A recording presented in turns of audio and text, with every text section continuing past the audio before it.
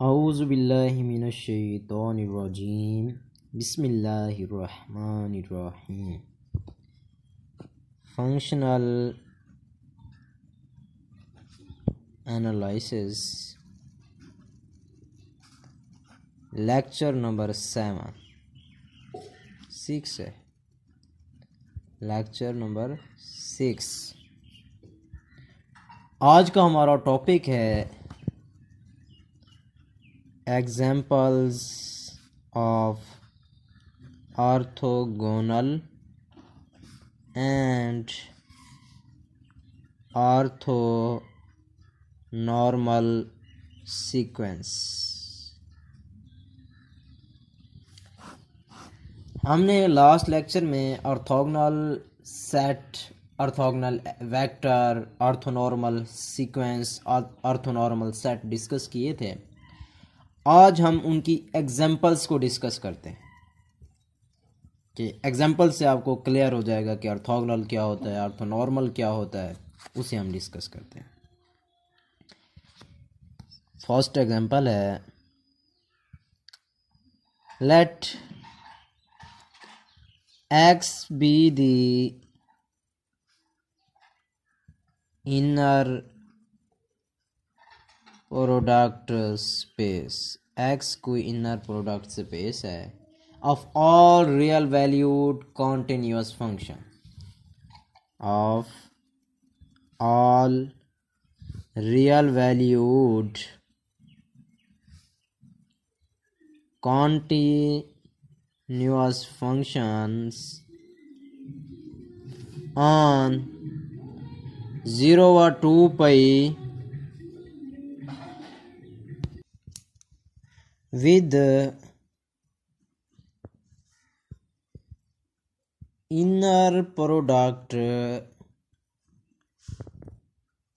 defined by X Y का जो inner product है, क्योंकि यहाँ पे एक्स भी फंक्शन है, वाई भी, इसे मैं एफ कह दूँ, चलो F and G. F G जो इनर प्रोडक्ट है वो 0 to 2 pi X of F of T और G of T D T के इक्वल। इनर प्रोडक्ट इस तरह से डिफाइंड है। मैं यहाँ पे पहले ऑर्थोगोनल सीक्वेंस डिफाइन कराता हूँ, उसके बाद ऑर्थोगोनल को ऑर्थोनॉर्मल बनाएंगे। वो कैसे बनाएंगे वो भी हम यहाँ पे सीखते हैं। An orthogonal sequence, an orthogonal sequence in X is xn where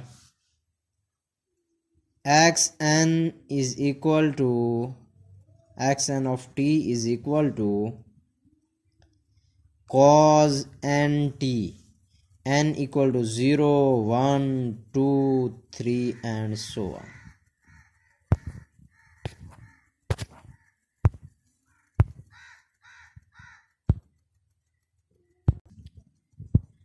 अब ये ऑर्थोगोनल होगी अगर ये इस शर्त को ओबे करे तो क्या एक्स एम एक्स एन का इनर प्रोडक्ट 0 हो। कब 0 हो? When M is not equal to N. अगर एम और एन बराबर नहीं है तो इसका आंसर क्या है? 0 है। तो अब हम ये शो करते हैं कि ऐसा होल्ड करेगा तो फिर तो ये वाली जो सीक्वेंस है X N of T is equal to cos N T, ये ऑर्थोगोनल सीक्वेंस होगी, वरना नहीं होगी। चलें स्टार्ट करते हैं।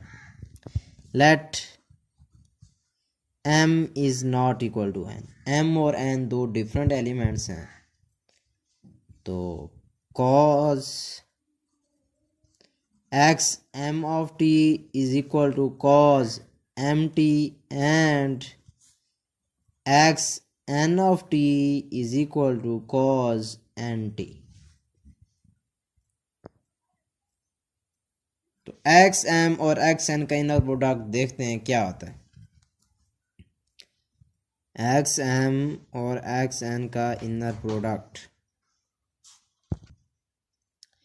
ये किस चीज़ के बराबर होता है? एफ ऑफ टी यहाँ पे क्या है? Cos M of T, and G of T वो यहाँ पे क्या है? Cause an of T. 0 से 2 pi cos M T cos N T D T. मैं ऐसा करता हूँ, इसको 2 से मल्टीप्लाई भी करता हूँ, डिवाइड भी करता हूँ, तो क्या लिख सकता हूँ? एक्स एम और एक्स एन का जो इनर प्रोडक्ट है इज इक्वल टू 1/2 0 से 2 pi 2 cos M T cos N T D T. लिखा जा सकता है इसे। एक फार्मूला हमने पढ़ा हुआ है,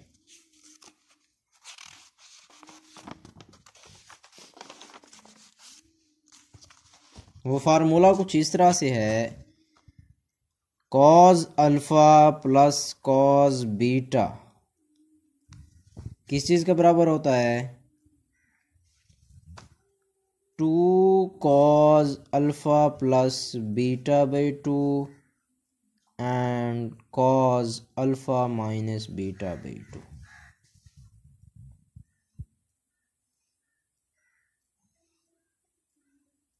क्लियर हो गया? तो अब हम यहां से इधर अगर शिफ्ट होंगे तो ये भी हमने एक फार्मूला, चलें इसका अगर आप यहाँ पे रेफरेंस ना ही दें तो हमने ये फार्मूला पढ़ा है, 2 cos alpha cos beta is equal to cos alpha plus beta plus cos alpha minus beta. ये फार्मूला हमने पढ़ा हुआ है। अब ये 2 कॉज ये अल्फा और ये सॉरी ये बीटा, एन टी बीटा है, एम टी अल्फा है। हम इसे जब शिफ्ट करेंगे तो ये क्या बन जाएगा? एक्स एम एक्स एन का inner product is equal to 1/2 0 से 2 pi cos alpha plus beta M T plus N T plus cos M T minus N T और साथ में डी टी। इसे मैं लिख सकता हूँ एक्स एम और एक्स एन का जो इनर प्रोडक्ट है वो इज इक्वल टू 1/2 0 से 2 pi cos M plus N into T plus cos M minus N into T और फिर इसके साथ डी टी। क्लियर हो गया? इसे मैं लिख सकता हूँ एक्स एम और एक्स एन का जो इनर प्रोडक्ट है कॉज का डेरिवेटिव होता है sine M plus N T over M plus N plus इस कॉज इज लिमिट 0 से 2 पाई। इसका भी क्या आएगा? Sine M minus N T over M minus N limit 0 से 2 पाई। और एम और N whole positive whole number हैं, तो जब टी को 2 पाई पुट करेंगे तो हर 2 पाई पे जो साइन वैल्यू देता है वो 0 देता है और 0 पे भी 0 देता है। इधर भी ये 2 पाई पे 0 और 0 पे भी 0। तो ये क्या आएगा? एक्स एम और एक्स एन का जो इनर प्रोडक्ट है 1/2 plus N sine M plus N into 2 pi minus sine M plus N into 0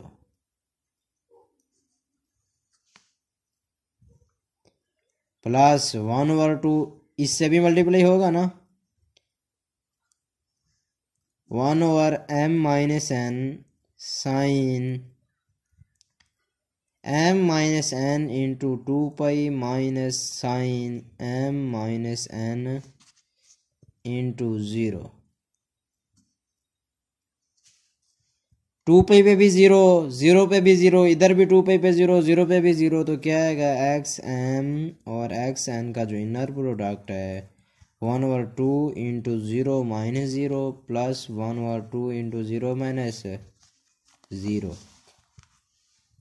तो क्या आ गया, ये एक्स एम और एक्स एन का जो इनर प्रोडक्ट है वो zero when M is not equal to N.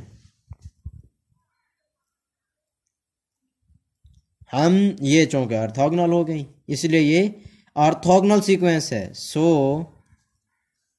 X M is equal to cos M T, M is equal to 0 1 2 3 so on is an orthogonal sequence।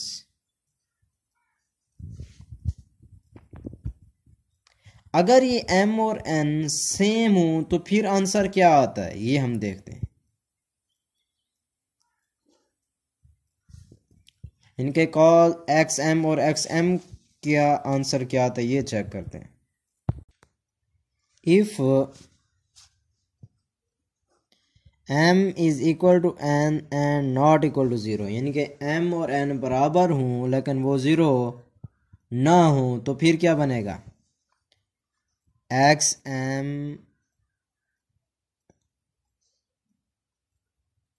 और X M का answer क्या आएगा ये check करते हैं। 0 से 2 पाई कॉज एम टी और cos M T D T. ये क्या आया, एक्स एम और एक्स एम का जो इनर प्रोडक्ट है इज इक्वल टू 0 से 2 pi cos square M T. ये हम जानते हैं कॉस स्क्वायर एक्स बराबर होता है 1 plus cos 2x over T. इसी को अगर हम यहाँ पे यूज़ करें तो एक्स एम और एक्स एम का जो इनर प्रोडक्ट आएगा वो आएगा 0 से 2 pi 1 plus cos 2mt over T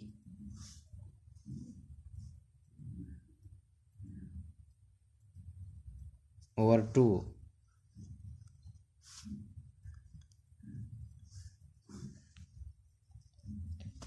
D T. तो ये क्या आएगा, एक्स एम और एक्स एम का जो इनर प्रोडक्ट है 1/2 0 से 2 pi 1 plus cos 2mt D T. X M और एक्स एन का जो एक्स एम का जो inner product is equal to 1/2 1 की इंटीग्रेशन टी लिमिट 0 से 2 पाई, इसकी sign 2mt over 2m limit 0 से 2 पाई। तो क्या आएगा, ये एक्स एम और एक्स एम का जो इनर प्रोडक्ट है is equal to 1/2 2 pi minus 0 plus sine 2m 2 pi over m minus sine 2m into 0 over 2m।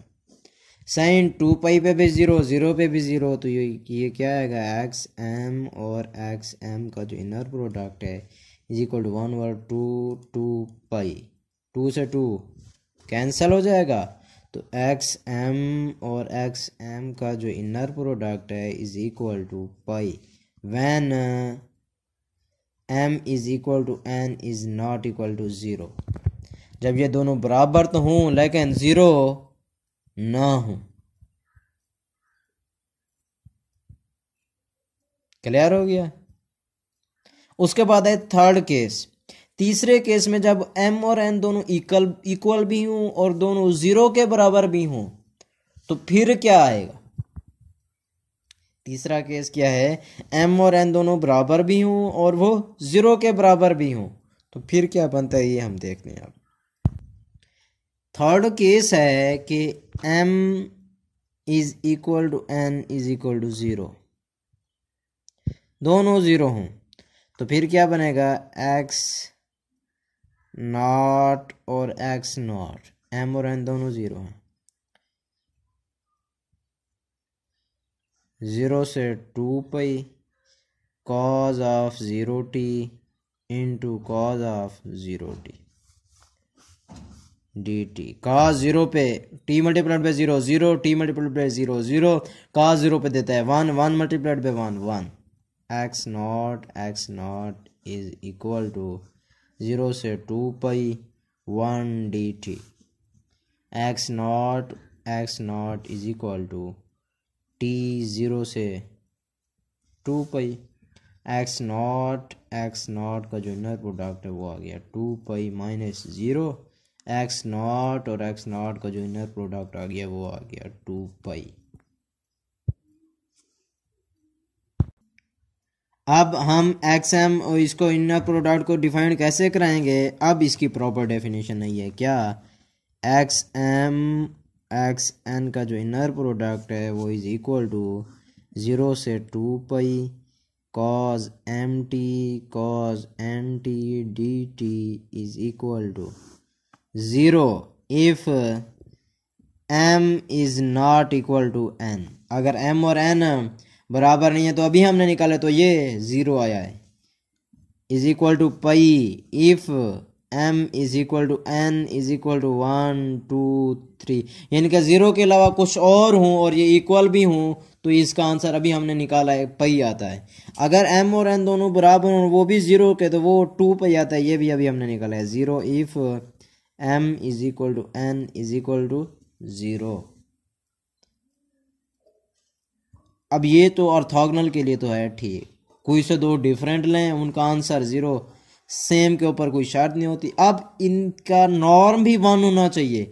Norm 1 करने के लिए हम एक और सीक्वेंस डिफाइन कराते हैं, वो इस तरह से कराते हैं कि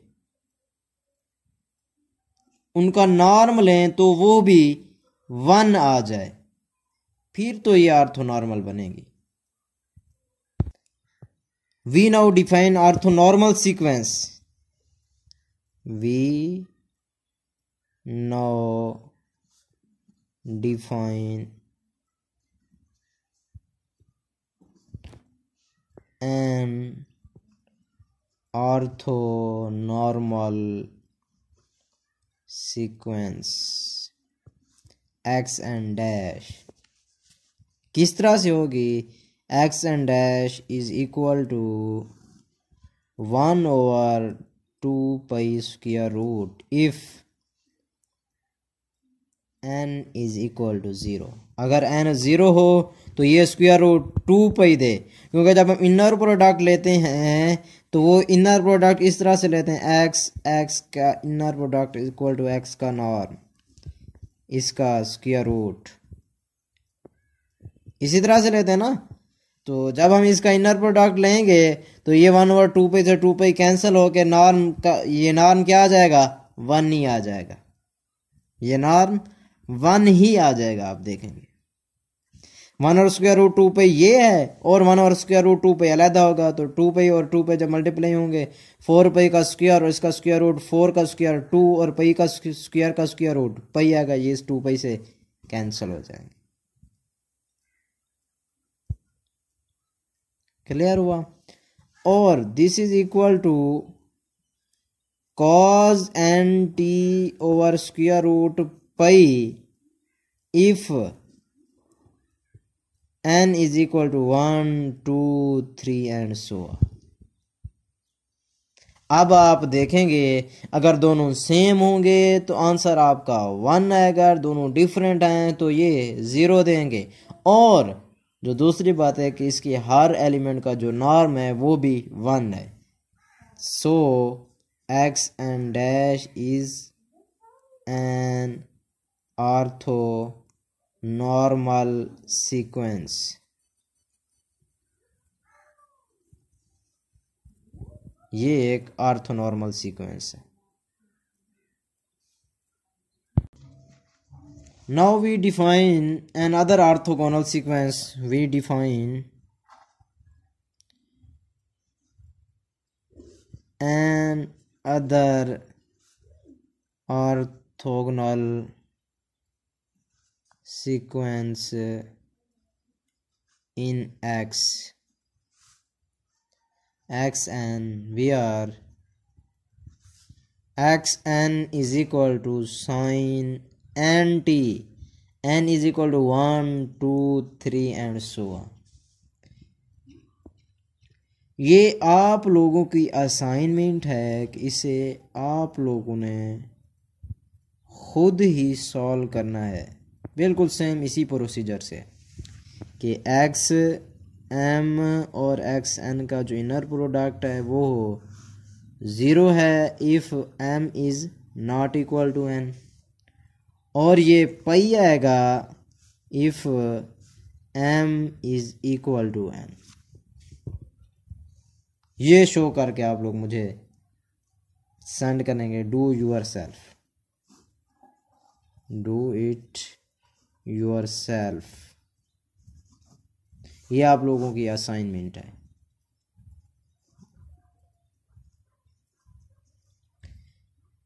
फिर इसकी आप ऑर्थोनॉर्मल सीक्वेंस बनाएंगे, फिर आप इसकी ऑर्थोनॉर्मल सीक्वेंस बनाएंगे। वो इसकी ऑर्थोनॉर्मल सीक्वेंस क्या बनेगी, आप स्क्वायर रूट पाई से हर टर्म को डिफाइन करना दे। इसकी ऑर्थोनॉर्मल सीक्वेंस कैसे बनेगी, हम इसकी हर टर्म को क्या करेंगे, डिवाइड कर देंगे। यहाँ पे इसको शो करने के लिए, प्रूव करने के लिए जो फार्मूले यूज़ होंगे वहाँ हमने क्या किया था, 2 cos alpha cos beta is equal to cos alpha plus beta और cos अल्फ़ा माइनस बीटा, ये वाला फार्मूला यूज़ किया था। यहाँ पे आएगा 2 sin alpha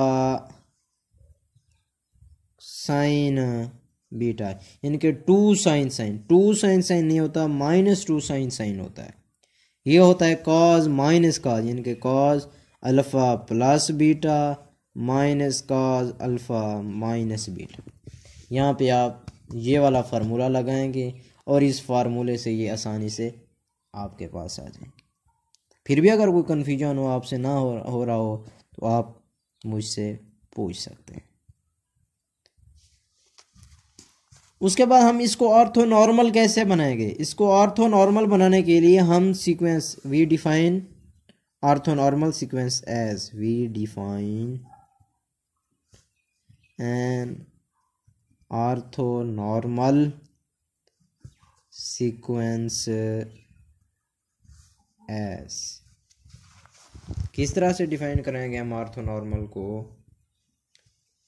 x and dash we are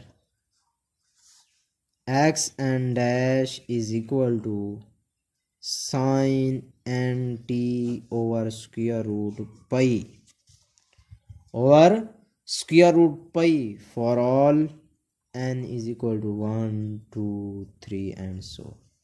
ये ऑर्थोनॉर्मल सीक्वेंस है। इसमें एक तो हर दो डिफरेंट टर्म का इनर प्रोडक्ट 0 होगा और हर टर्म का नॉर्म जो है वो 1 के बराबर ही होगा।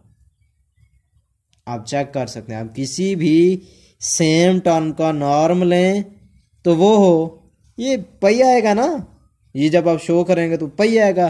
जब पाई को पाई से हम कैंसल आउट करेंगे तो ये हमारे पास आ जाएगा पाई स्क्वायर रूट पाई, और स्क्वायर रूट पाई जब आप उसमें मल्टीप्लाई खाएंगे तो स्क्वायर रूट कैंसिल हो जाएगा, पाई और पाई से पाई हम कैंसिल करेंगे तो ये 1 ही आएगा। ये आप लोग चेक भी कर सकते हैं, हर टर्म का नॉर्म 1 आएगा और हर दो डिफरेंट टर्म का इनर प्रोडक्ट 0 आएगा। उसके बाद है हमारे पास टोटल सेट और total orthonormal set. Total set and total orthonormal set. ये टोटल सेट क्या होता है और टोटल ऑर्थोनॉर्मल सेट क्या होता है, हम इसे देख लें। टोटल सेट को हम फंडामेंटल सेट भी कहते हैं, टोटल सेट को हम फंडामेंटल सेट भी कहते हैं। लेट गौर से देखिएगा, X be a norm space। X कोई भी नॉर्म स्पेस हो and M subset of X is called a total set, is called a total set। हम इसको टोटल सेट कहेंगे। whose span is dense in X, whose span is dense in X, यानी कि जिस set से ये span हो रहा हो, जनरेट हो रहा हो, उसका अगर आप क्लोजर लें तो वो उस क्लोजर का आंसर X है। मैथमेटिकली हम क्या कहेंगे कि जिस सेट से ये जनरेट हो रहा हो, इसका जो स्पैनिंग सेट हो, उसका अगर आप क्लोजर लें तो वो X के बराबर है। तो हम कहेंगे इस M का स्पैन इस X के अंदर डेंस है। मैथमेटिकली हम इसे कैसे लिखेंगे?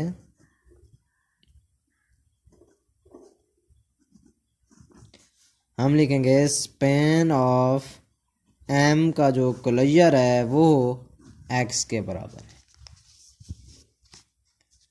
या closure of span of M is equal to X।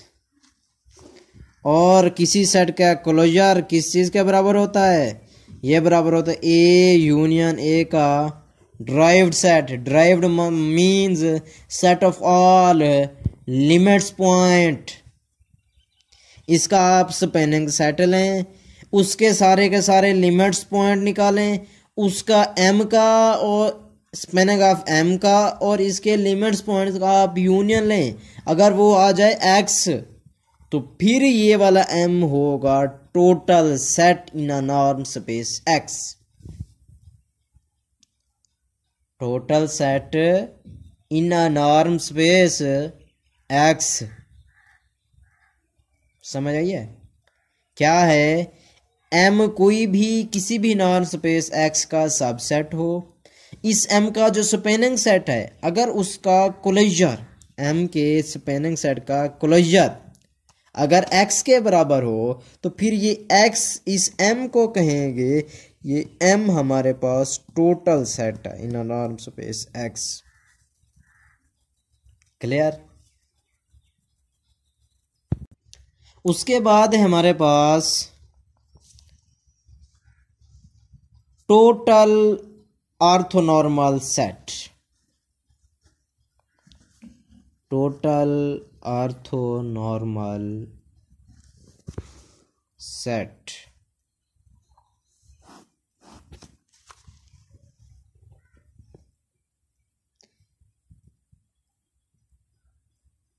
an orthonormal set in an inner an orthonormal